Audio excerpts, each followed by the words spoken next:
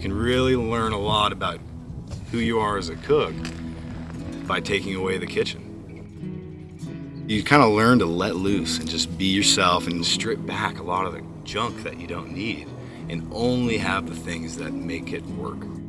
Nice big grill, the super sharp knife, the hot cast iron pan, a cutting board. What more do I need? I'm feeding people.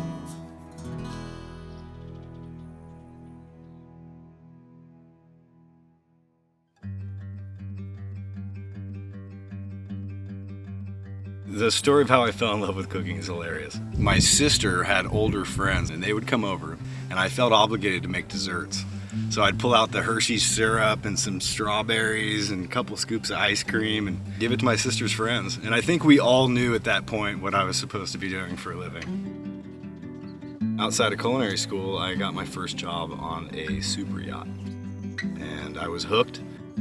I continued to cook on super yachts for over 15 years.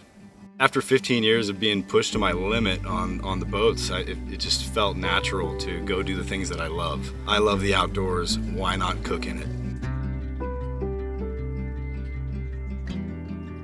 I was in the Pacific Northwest for the first time about 6 or 7 years ago, and I had caught a little trout.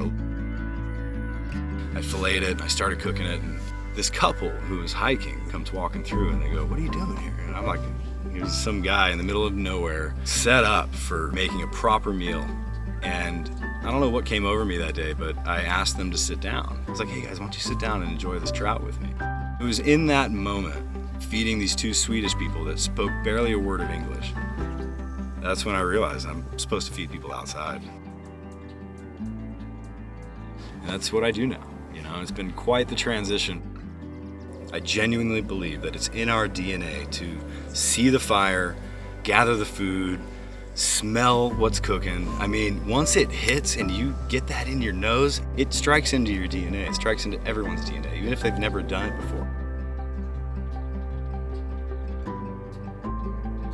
It's allowed me to simplify everything, you know, cook without inhibition, really have fun with it, which is ultimately what it takes to be a good chef.